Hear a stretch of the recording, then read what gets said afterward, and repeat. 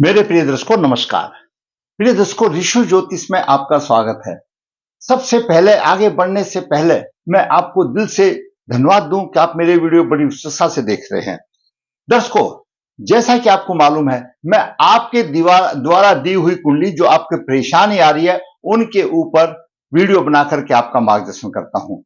मैं आपको कई बार कहा है, आप जन्म की डिटेल लिख दीजिए। आपकी क्या परेशानी है वो भी लिखनी आपको पड़ेगी।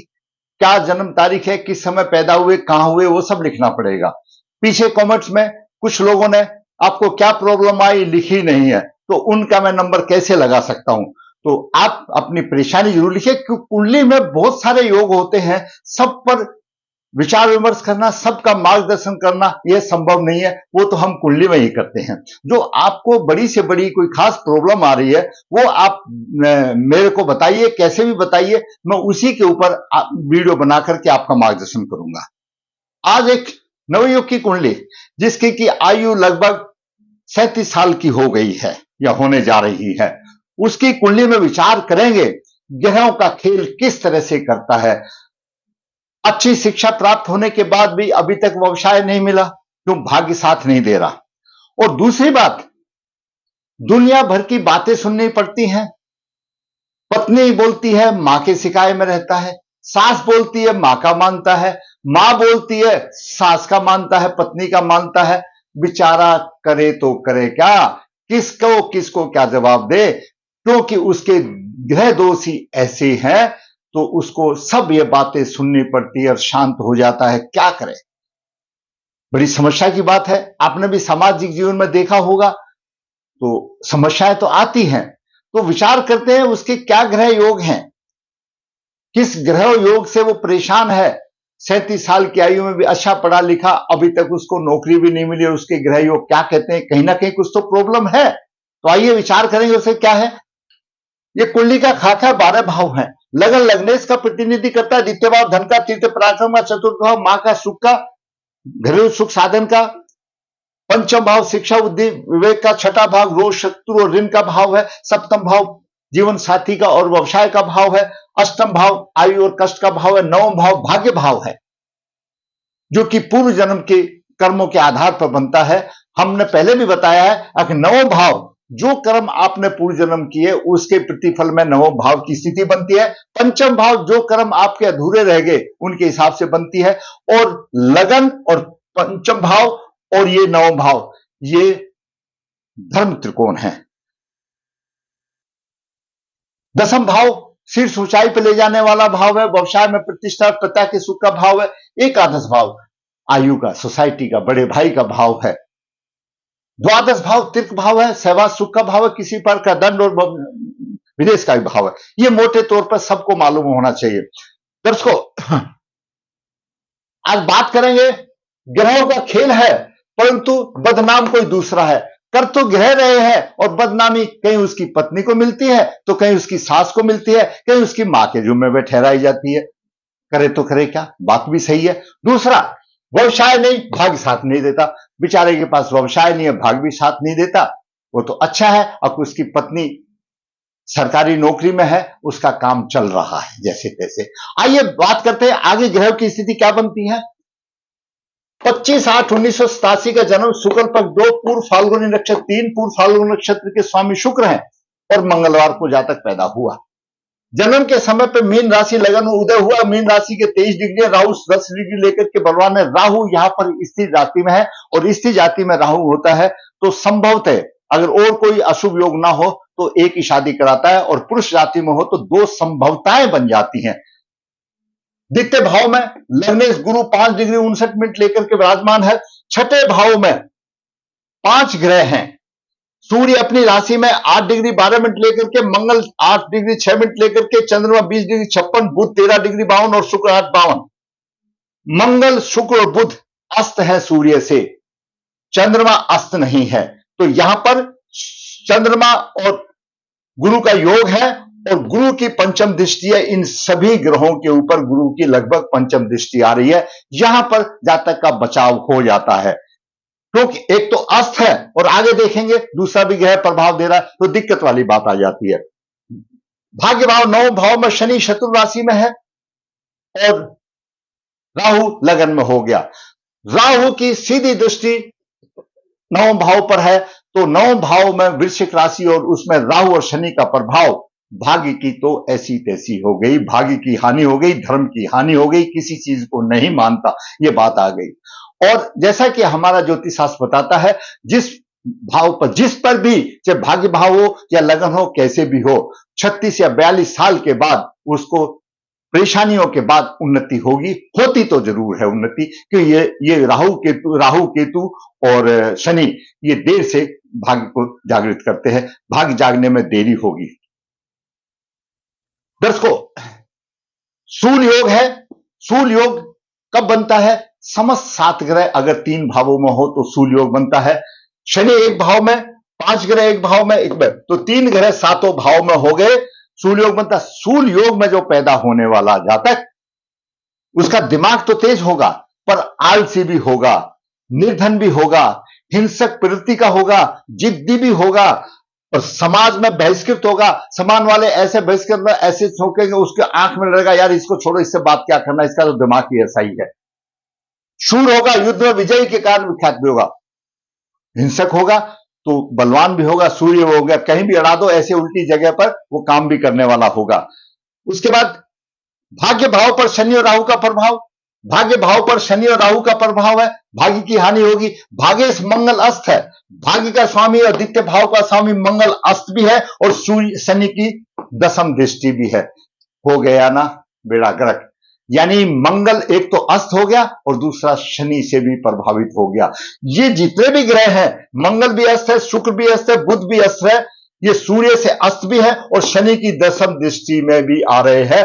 और सूर्य 6ठे भाव का स्वामी है, मीन लगन में। गुरु का दोस्त तो है लेकिन 6ठे भाव का स्वामी है, राजा है ऐसा बताया जाता है।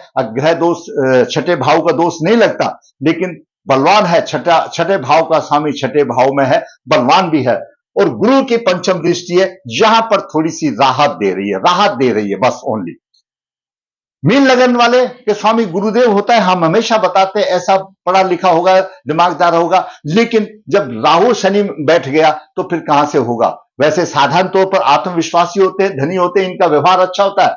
और लग्नेश, जब गुरु लग्नेश, कोई भी लग्नेश अगर द्वितीय भाव में होता है, कुंडली का द्वितीय भाव परिवार का भाव है, कुटुंब का भाव है, उसमें परिवार से वो बंधा हुआ है। अगर लग्नेश यहां बंधा नहीं होता तो 5 ग्रह एक राशि में है तो कहीं दूसरी बात हो जाती, साधु सन्यासी हो जाता, लेकिन लगन में बंधा हुआ है, जाने देंगे, परिवार के साथ बंधा हुआ है। बालक साहसी होगा, राजा की भांति ऐश्वर्यशाली होगा, जब लगन दूसरे भाव में होता है ऐश्वर्यशाली हो, आयु भी लंबी होगी और विविध भोगों का भोग करता है, परिवार का उसको पूर्ण सुख मिलता है।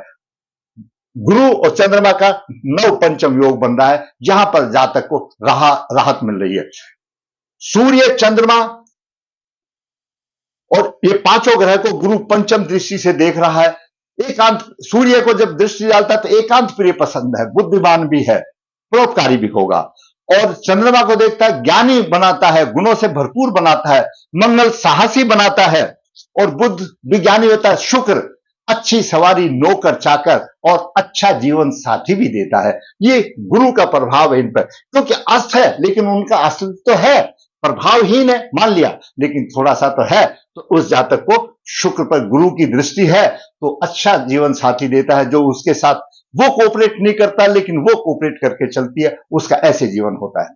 वैसे सूर्य सिंह राशि 6ठे भाव में है, परिजनों से शत्रुता होगी, परिजनों से शत्रुता होगी, वो दूसरों से प्रेम करेगा, अपनों से प्रेम नहीं रखेगा। वर्थ का अभिमानी भी होता है, करना धरना कुछ नहीं लेकिन अभिमानी होगा। पाप प्रभाव में है, दीर्घकालीन रोग भी लग सकते हैं, उसको चैत से संबंधित रोगी भी बना सकता है, परंतु गुरु थोड़ा सा बचा रहा है, ध्यान रखना चाहिए। ऐसा सूर्य और 6ठे भाव में सिंह राशि हो तो मातुल पक्ष के लिए शुभ नहीं माना जाता, उसके मामा को भी परेशानी आती है। और ऐसे जातक की मौसी का विधवा होना या निसंतान होना, अगर संतान मिले तो उसको योग कारक नहीं होता, यह भी प्रभाव यहां पर सूर्य और सिंह राशि के हिसाब से मिलते हैं। तो जातक का या तो जमाई से शत्रुता होगी या ससुराल से भी शत्रुतावत व्यवहार करेगा, उसके ससुराल से भी मिष्ठान नहीं होगी। ये ग्रह ऐसा करा रहा है। अब ससुराल वाले बोलते हैं हमारा जमाई तो हमसे बोल के खुश नहीं, हमारे पास आके खुश नहीं। ये आम बात है, समाज में आम बात है। तो बेचारा करे क्या? ये तो ग्रह के प्रभाव से वश है, उसका करेगा क्या? और उसका स्वभाव, उसका आचरण ऐसा है कि लक्ष्मी भी घर छोड़कर चली जाती है, परिवार में कलह रहती है, दरिद्र होकर दूसरों पर आश्रित होता है।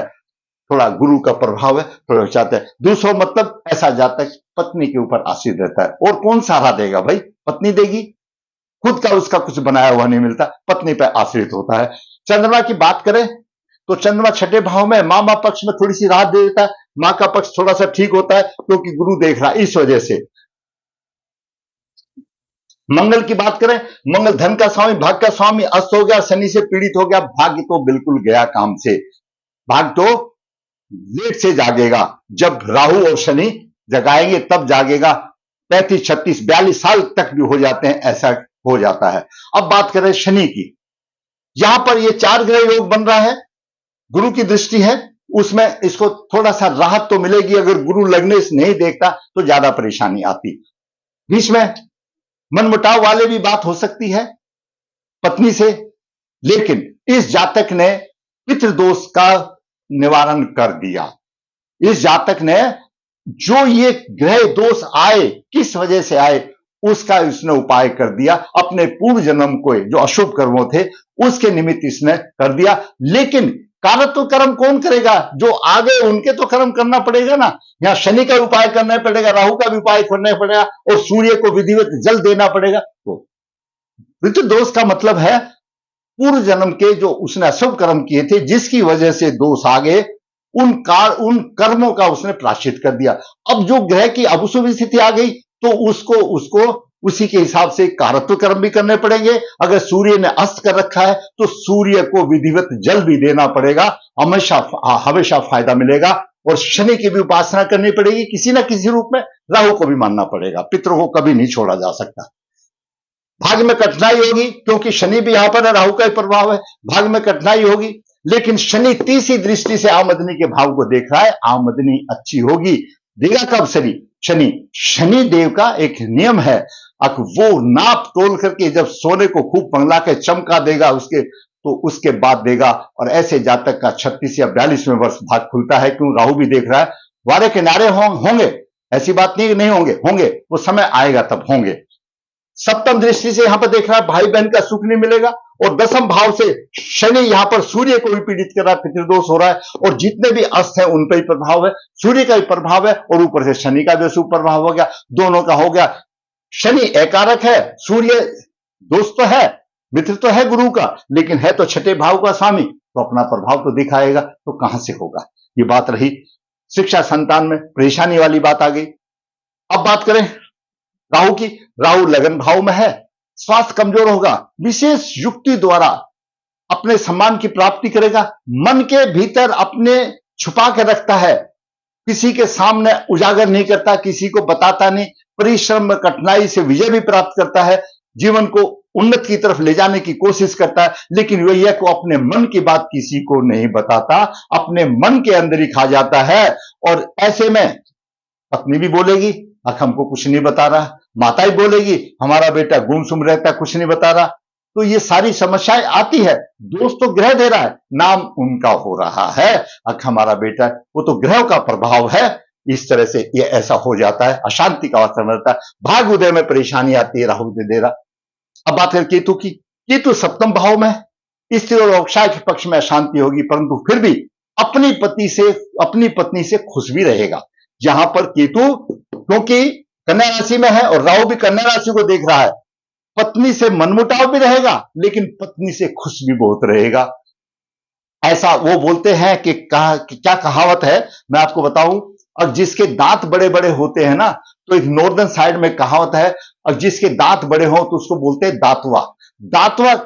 जो पति होता है, दातवा खसम का कुछ पता नहीं को हंसता है या रोता है, तो उसको कुछ अंदाजा नहीं लगाया जा सकता उसके ग्रह नक्षत्र रहते वो खुश है या नाराज है, बस अपनी मस्ती में मस्त रहता है, बाकी ऐसे था। तो ये कहानी यहां पर ऐसी थी हो रही है, धैर्यवान भी तो है, सब कुछ है। चंद्रमा पूर्व फाल्गुनी नक्षत्र में, शुक्र का नक्षत्र है, थोड़ा सा उसको मोह ममता पत्नी के साथ जाग गई है। वरना देखो दर्शकों, जिसका सप्तम भाव का स्वामी अस्त हो, बुध अस्त है और शुक्र भी अस्त है, किसी भी कुंडली में दांपत्य सुख देने वाले सप्तमेश और शुक्र है। शुक्र तो दांपत्य सुख का देने वाला है, गुप्त अंगों का स्वामी है, भोग विलास का कारक है। अस्त हो गया तो उसकी इन सब की तरफ रुचि नहीं होगी। दूसरी बात, सप्तमेश भी अस्त हो गया तो क्या करे बेचारा। तो ऐसे जातक का, और ऐसे जातक का डंके से बोला जाता है बोध चरित्रवान। अरे अपने आप ही चरित्रवान होगा, क्यों? मंगल ऊर्जा देने वाला है और शुक्र गुप्त अंगों का स्वामी है, दांपत्य सुख का दाता है, भोग विलास का कारक है। शुक्र अस्त हो गया, मंगल भी अस्त हो गया, तो अपने आप ही चरित्रवान तो होगा ना भाई, होगा। कहां दूसरी की खिड़की में देखेगा? तो वो तो अपने घर में ही बस मन में आया तो मधुरता का व्यवहार कर लिया, मन में आया तो मुंह फुला करके बैठ गए। ऐसी कहानी होती है जीवन में। तो अब पत्नी बोलेगी मां ने सिखा दिया, मां बोलेगी पत्नी ने सिखा दिया, या सास ने सिखा दिया। यही दो तीन चीजें समाज में रह गई। अब ग्रह को कौन देखता है? ग्रह सब अपना कराते हैं और बदनाम कोई होता है। ग्रहों का खेल है ये। अच्छा है जातक ने नारायण बलि श्राद्ध कर चुका, नारायण बलि श्राद्ध से उसके पूर्वजनों को मुक्ति मिल गई, बात मान लिया। लेकिन जो ग्रह आ गए उसके लिए कारत्व कर्म तो करने पड़ेंगे। जो अस्त हो गया, सूर्य, अगर सूर्य को जल देना कोई उपाय नहीं है, वो आप ये समझो एक दिन की शुरुआत अगर आप सूर्य को जल दे करके करते हो तो सारे दुख अपने आप मिट जाते हैं।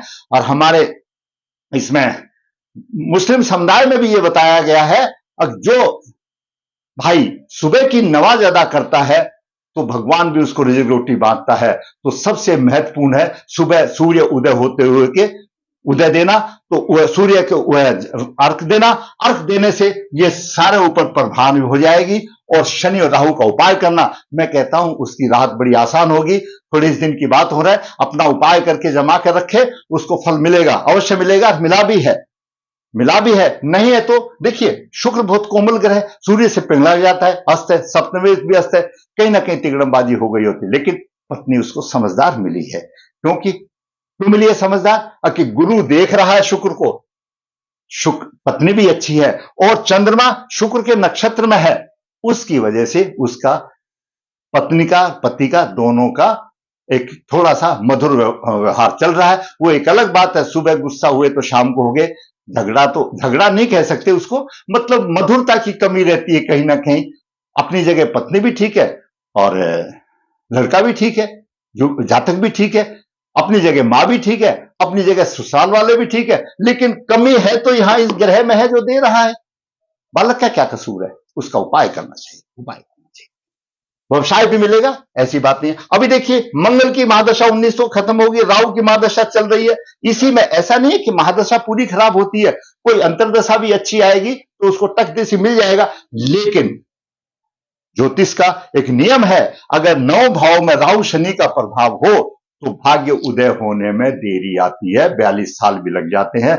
और देखिए अभी 37 साल की उम्र होगी, ये समझो 5 साल की और बात है, निकल जाएगा ऐसे भी खुशी खुशी से, कोई बात नहीं। भगवान ने इसकी पत्नी को तो नौकरी दे दी, काम तो चल रहा है, इसका भी अच्छा चलेगा, कुछ भी करेगा भगवान। जिसने तारे पृथ्वी पर जिसने भी जन्म लिया है, सबका कुछ ना कुछ राह बनाई है। इसकी लेट बनाई है, कोई बात नहीं, लेट शिक्षा के बेकार थोड़ी जाती है, जरूर मिलेगा। हिम्मत रखने चाहिए, लेकिन कार्य तो कर्म करने पड़ेंगे, उपाय करने पड़ेंगे। शनि का उपाय करे, मंगल का उपाय करे, राहु का उपाय करे और भागवती लॉकेट डाले, गले में पुखराज रतन डाले, या उसके साथ में चंद्रमा और मंगल का भी डाले तो अच्छा भाग्योदय होगा।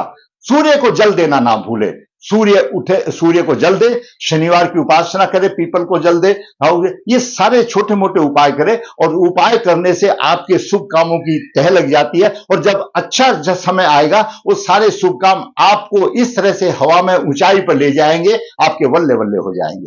तो दर्शकों, एक होनहार पुरुष की कुंडली का मैंने आपको विश्लेषण किया, जिसके 3 ग्रह अस्त है, मंगल भी अस्त है, बुध भी अस्त है, शुक्र भी अस्त है। बताइए कहां सप्तमेश भी अस्त है, शुक्र भी अष्टमेश है, तो कैसे चलेगा? भगवान चलाने वाला है, गुरु चला रहा है उसको, पंचम दृष्टि से गुरु चला रहा है। छुटमुट पहले भी विषम स्थितियां तो पैदा आई, इस समय स्थितियां बहुत पैदा आई, लेकिन क्या दोष उसने निवारण कर लिया था तो स्थितियां भी सुधर गई। वो कहते हैं अगर आपने उपाय कर लिया है और कोई एक्सीडेंट योग में लिखा है तो छुटपुट होकर के रह जाएगा, बड़े हादसे से बच जाएगा। उपाय सामने आ जाता है, अशुभ घटना होने से पहले वो उपाय सामने आ जाता है। दर्शकों, मैंने होनहार पूछकर कुंडली का विश्लेषण किया, जो कि बेचारा व्यवसाय से परेशानी है और उसको सब बोलते हैं और ये ठीक नहीं ठीक नहीं, इसीलिए मैंने आज का शीर्षक रखा ग्रहों का खेल परंतु बदनाम कोई दूसरा। कर तो ग्रह रहे हैं, माँ को दोष लग रहा है, सास को दोष लग रहा है, पत्नी को दोष लग रहा है। निकल जाएगा समय, हिम्मत मत हारो, आने वाला है समय, बढ़िया आएगा। अभी गुरु की दशा आ जाएगी 37 के बाद, तो बल्ले बल्ले हो जाएगी। थोड़े से दिन और है, कोई बात नहीं, ये गया तो उड़ गया। उससे पहले भी कोई अंतरदशा आएगी, ऐसा नहीं है कि दशा में देगा, उसकी अंतरदशा भी तो आएगी ना। वो कैलकुलेशन थोड़ा है, वर्ष फल भी देखना पड़ेगा, वो सारी चीजें होगी, लेकिन होगी क्योंकि गुरु की नवम दृष्टि 10वें भाव पर है। जब भाग्य साथ देगा तो गुरु यहां पर प्रसाद दे देगा। नवम दृष्टि से अपनी राशि को देख रहा है, उसकी राशि यहां पर अच्छी है, मिलेगा, उसका व्यवसाय अच्छा होगा, तगड़ा होगा, हिम्मत से काम। दर्शकों, अगर आपको मेरा वीडियो समझते आप अच्छा लगा, किसी का मार्गदर्शन कर सकता है, मैं कहूंगा लाइक करो, शेयर करो। दर्शकों, जिसने मेरा चैनल सब्सक्राइब नहीं है, मैं कहूंगा चैनल को सब्सक्राइब करें ताकि मेरा भी मनोबल ऊंचा हो और इसी प्रकार वास्तविक कुंडली बनाकर मैं आपका मार्गदर्शन करता रहूं। मैं हमेशा वीडियो में बताता हूं, ऋषियोत नर्मदा जी के तट के नजदीक है, यहाँ पर काल सर्वदोष पितृदोष की पूजा की जाती है। जो इच्छुक है संपर्क कर सकता है। नरदेहा ऋषियोत हाथ से पत्रिका लिखता है, निचोड़ देता है पूरे, कभी जिंदगी में हार मानने की जरूरत नहीं, उपाय करो और आगे बढ़ो। ऋषियोत कन्या भाव के लिए गुण मिला, बिना किसी शुल्क के आसान करने की बेहतर, जरूर के संपर्क करने की। आपकी कुंडली का विश्लेषण करके आपकी कुंडली में जो समस्या आ रही है उसका आपके साथ वीडियो बना करके मार्गदर्शन करता है। जरूरत है ऋषि ज्योतिष से जुड़ने के लिए। अगर आपको मेरा वीडियो अच्छा लगा, लाइक करें, शेयर करें और दोस्तों जिसने चैनल सब्सक्राइब ना सब्सक्राइब, ताकि मेरा मनोबल ऊंचा हो और इसी प्रकार वास्तविक कुंडली बनाकर आपका मार्गदर्शन करता रहूं। धन्यवाद।